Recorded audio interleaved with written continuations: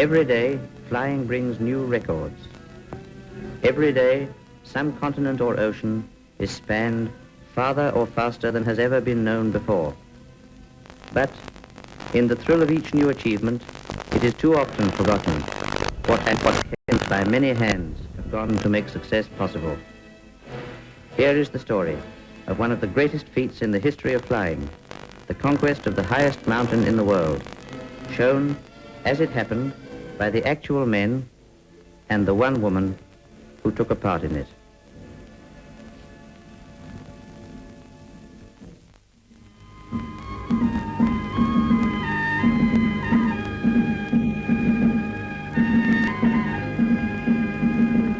To the races that live in the shadow of the grand Himalayan range, its peaks are the thrones of gods who visit destruction on men who invade their holy places. To white men, the peaks are a challenge. Now the white men have had their way.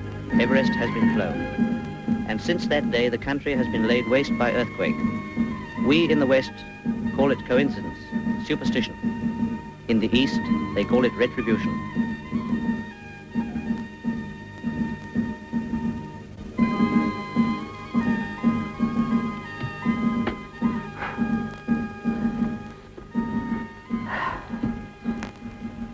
Absolute crest, the pinnacle of the world, and we know no more about it than we do of the moon. The last mystery, Blacker.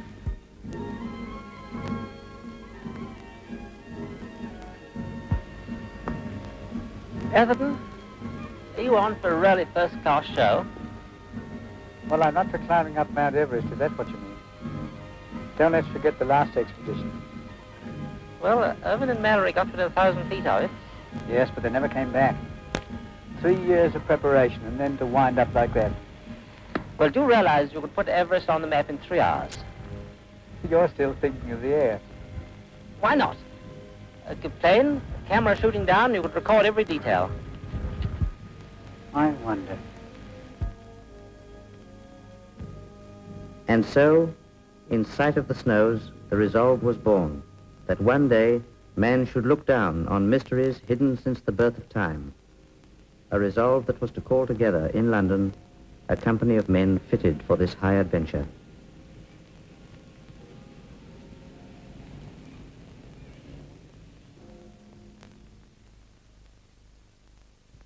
If you take it on, fellows, our personnel will be complete. Clydesdale will be first pilot, Blacker chief observer, McIntyre will be second pilot to Lord Clydesdale. Bonnet will look after the film photography. You fellows are the obvious man to take charge. There's no doubt about it. If we get going, fellows should have charge. You say if. If we're going to make a start this year, there's not much time left. After April, the monsoon in the Himalayas would make the flight impossible. Quite correct. Clydesdale's visit to Scotland is our last chance for the spring.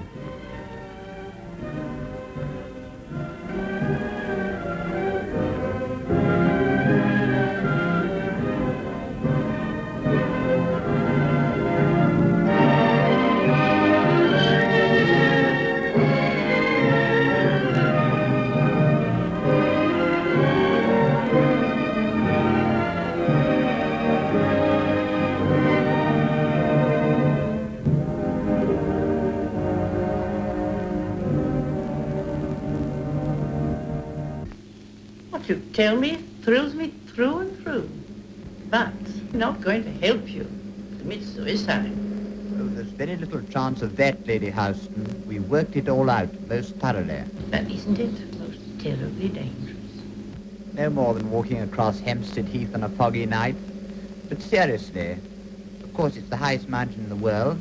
It's true there must be some risk, but isn't it a risk well worthwhile? Of course. It requires a lot of careful consideration. It's an immense adventure. What appeals to me is that the people of India, if this is a success, and it's going to be a success, will then know that we are not the decadents that their leaders try to make us out to be. That's what appeals to me. I agree. I'll help. Thus, The generosity of an Englishwoman kindled the project into life, setting brains to work, planning, devising, computing to a pound's weight and a single horsepower what manner of machine might accomplish the great flight.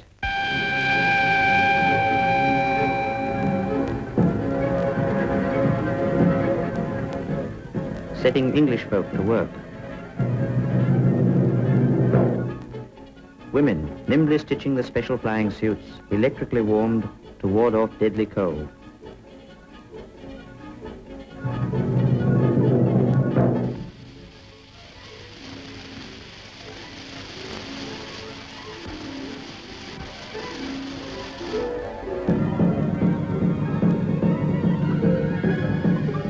Chemists purifying, drying, compressing oxygen that man might breathe and live at breathless heights. Refining, blending special fuels to hold the engines to their fullest power at rare altitudes.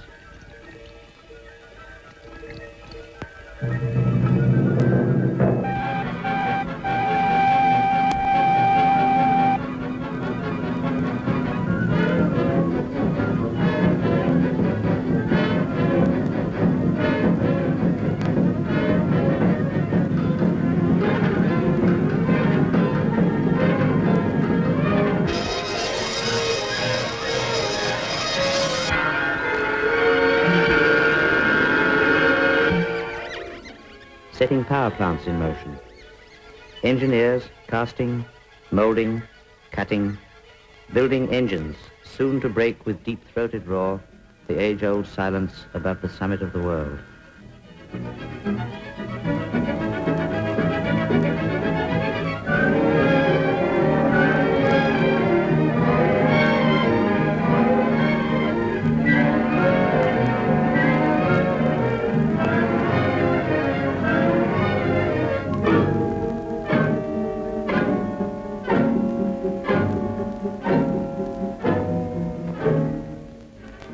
Ready? No?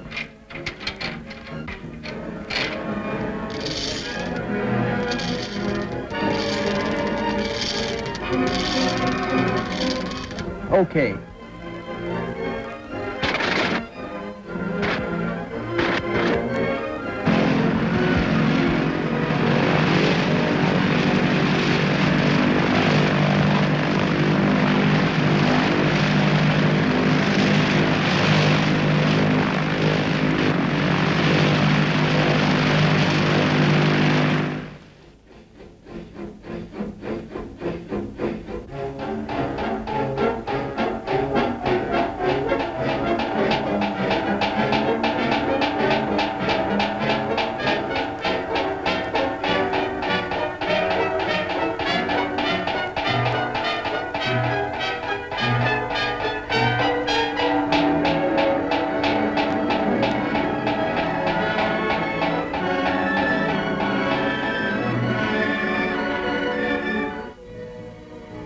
Towards the end of January, the day came for the skill of the designer to meet a critical test. The finished aeroplanes must be weighed against the designer's estimate. No room for error. A few pounds too much, and the machines might fail to clear the summit.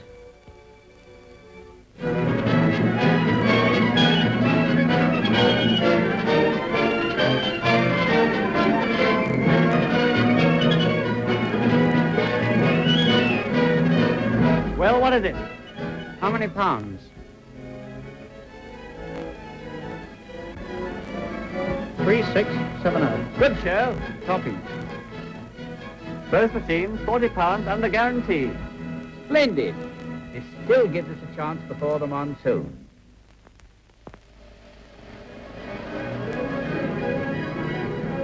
On the 11th of February, the two planes, complete and safely stowed in huge crates, left by sea for India, to be assembled by the Royal Air Force at Karachi.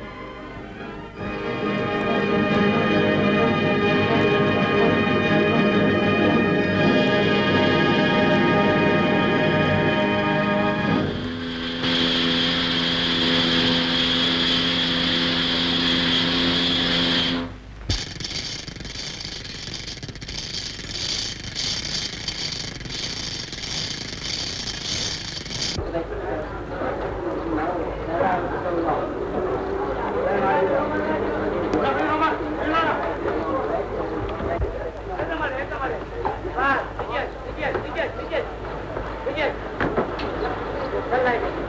right, there comes our indicator.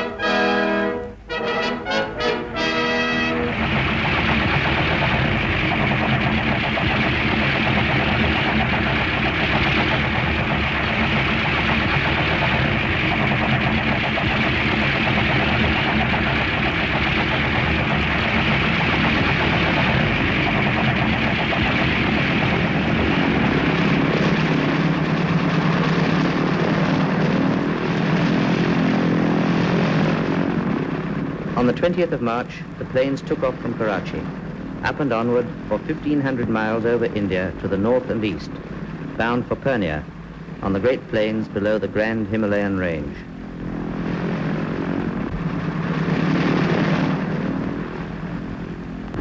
Flying low over the cities of Rajputana, over palaces and fortresses, centuries old in war and history.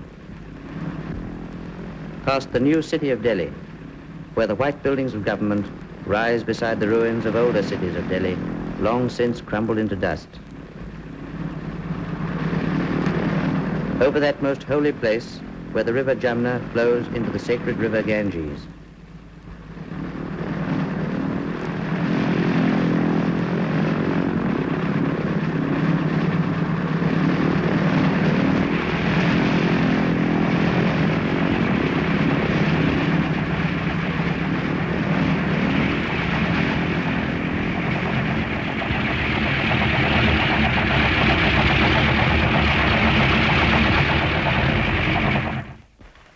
Now, I first want to clear up this forced landing business.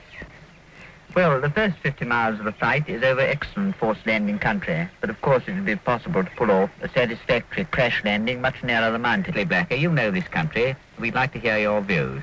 Well, as Clydesdale has said, from here till we cross the Mahabharat range, it's remarkably good. Then from here onwards to this great peak Chamlang, we might be able to find small level patches.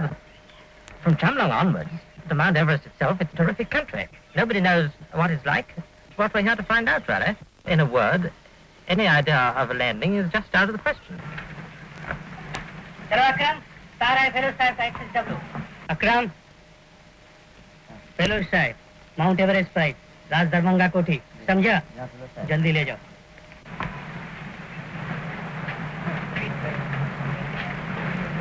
Now, the next thing we've got to consider are parachutes. Have you thought any more about it? Oh, here's Mac. Will you come and join this discussion? Sit on Blacker's chair. Yes, I'm against using parachutes on the main flight. Hello, here's the weather. Thank you. Fresh western disturbance causing cloudy conditions frontier and western Himalayas. Upper winds between northwest and west, all flying heights. Stop.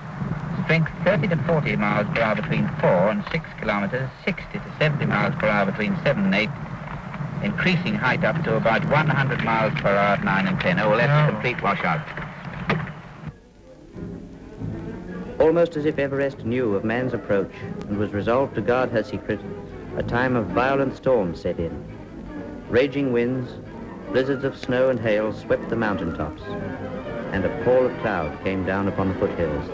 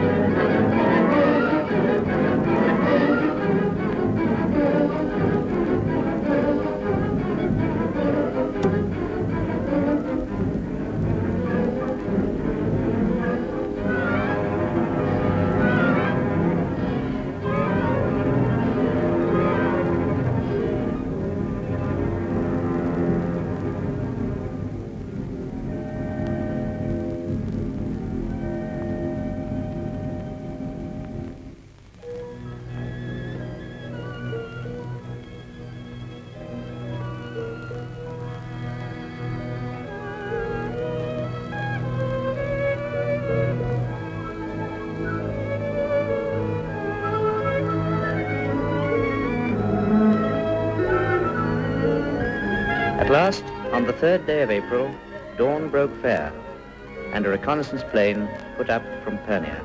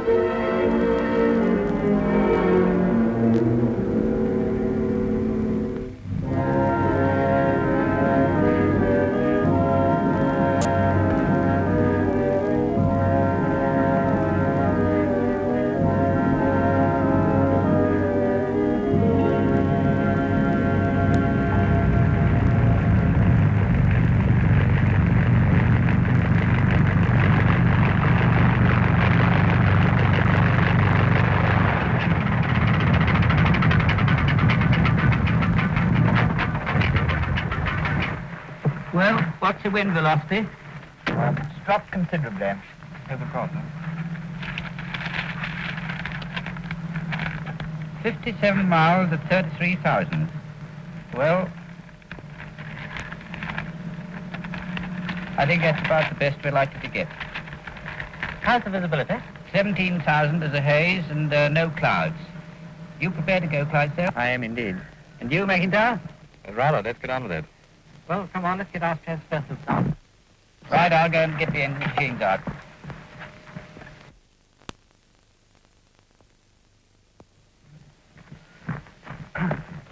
Where's Bonnet? Come along, Bonnet.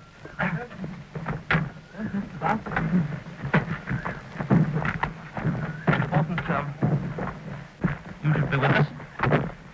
Barkas, Mr. Pitt there. Sergeant Greenwood. So we've decided to go, get the machines out, and stand about to start up the engines. Come on, turn from the engine. Get the covers off.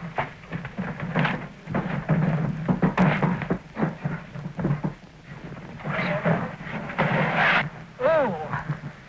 Mind your heater leaves. Yes. Keep her good. Steady there. Line that ring on the left. I keep her moving. Now, Clydesdale, what about it? Can you give me a hand with it, sir? What's about it? Ah. Yes, not bad. How are you going to do it quickly? Well, I've got to hurry up. See, I've got the cameras to fix up, too.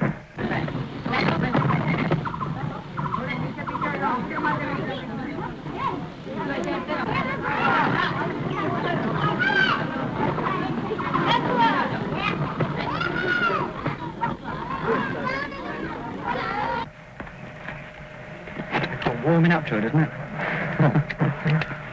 Yeah, there's a peak in this thing. They get my old horse started. Top little snorkel with these on, don't we? Could you give me a hand with this strap? Certainly. Now, about this business of the heating and the oxygen, Oh, yes. if anything goes wrong, it's absolutely your discretion, and there's no good being heroic. The only thing is for you to tell the pilot definitely to go back. If anything goes wrong with either of them. Is that done, Paul? Quite okay, George. Put them in.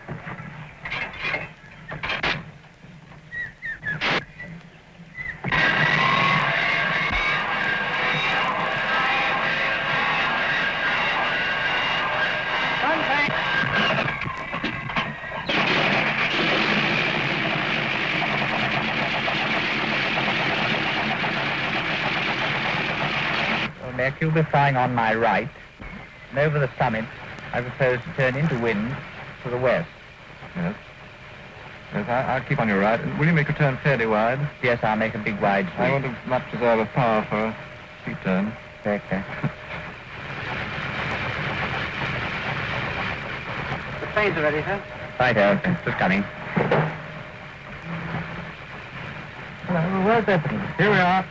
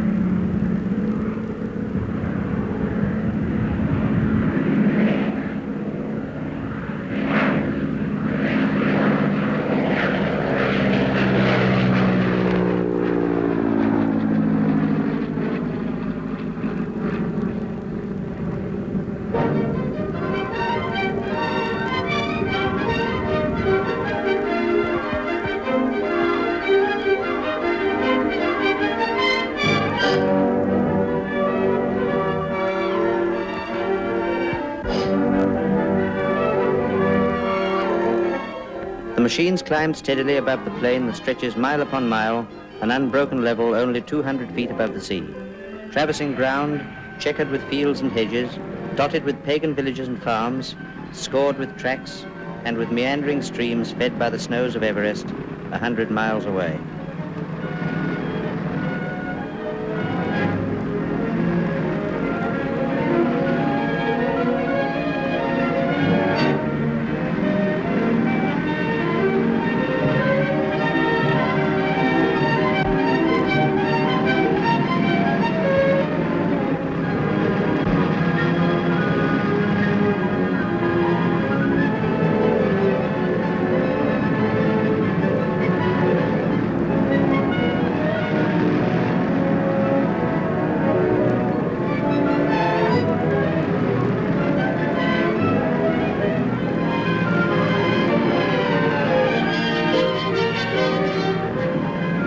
After 20 minutes' flight, the character of the land changed abruptly. Like mountains rising sheer from a lake shore, the foothills suddenly appeared.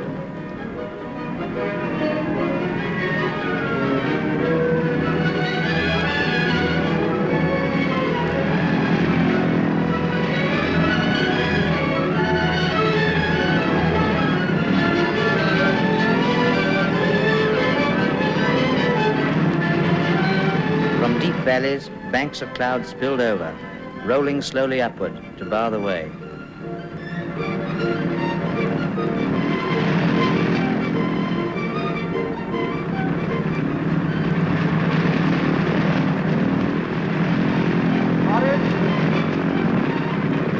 Going up now.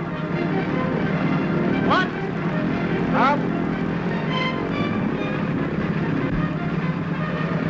Over clouds.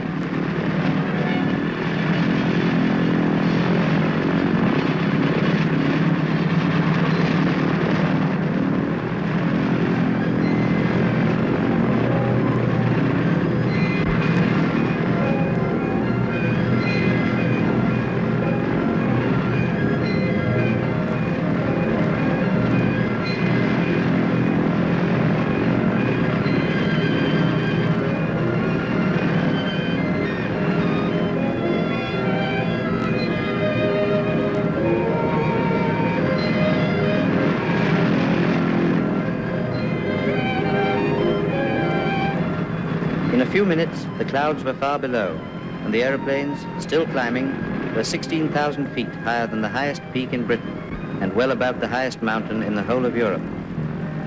The crews had now begun to draw on their supply of oxygen. The flying suits, which had been a burden almost insupportable in the stifling heat of the Pernia landing ground, were becoming welcome. Safe landing ground was still within gliding reach. The first and easiest part of the flight was done.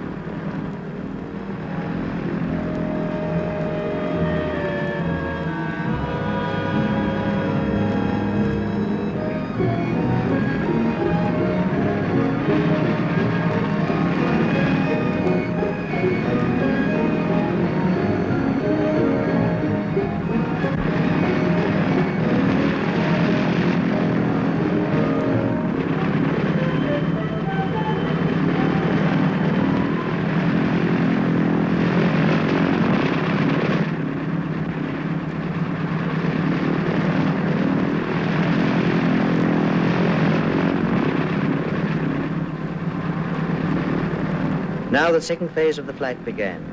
For the first time, man was to look down upon the roof of the world, the majestic Himalayan range crowned by more than 70 peaks higher than any other peak on Earth.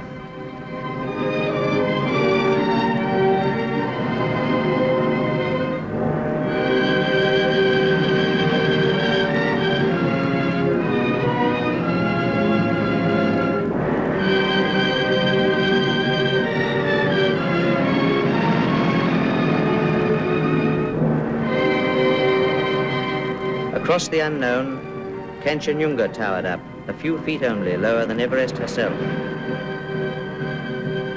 Over a terrific land of cliffs, glaciers, and gorges, with the knowledge that should the engines or the oxygen fail, there was one slender hope, that the pilot might find beneath the clouds some snow-clad hill or riverbed where he might put down his machine and survive the certain wreck, days and weeks from human help or habitation.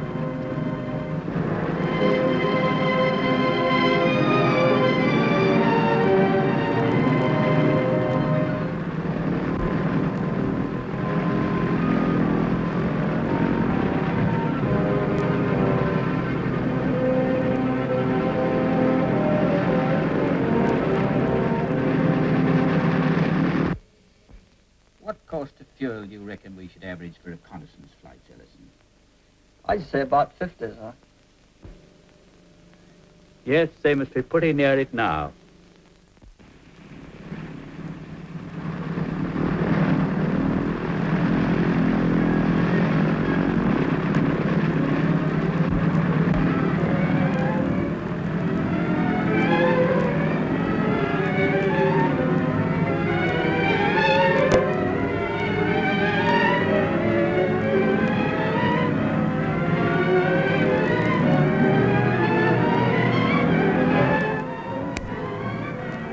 Flying at 33,000 feet, battling against adverse winds of 100 miles an hour in a temperature of 50 degrees below zero, the machines closed in on Montagu and Everest, not knowing what irresistible whirlpools and cataracts of air would be surging around the top of the world, knowing only that a forced landing meant death, since their planes would reach land at terrific speed in such thin air, and knowing that at such a height they were dependent for their lives upon the steady flow of oxygen through the feed pipes of their masks.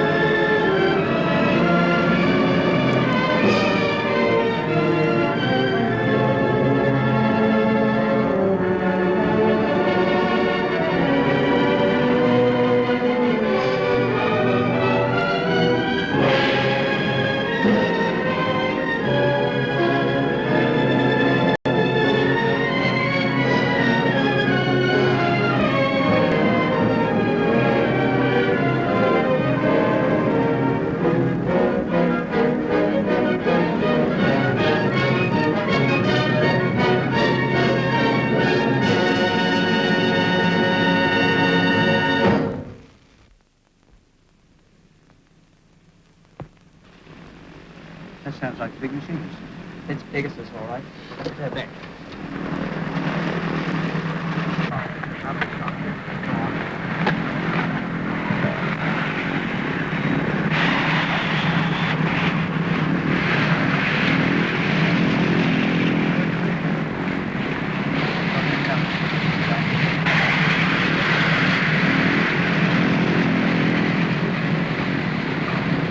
Yes, Mac. Swing round. Swing round.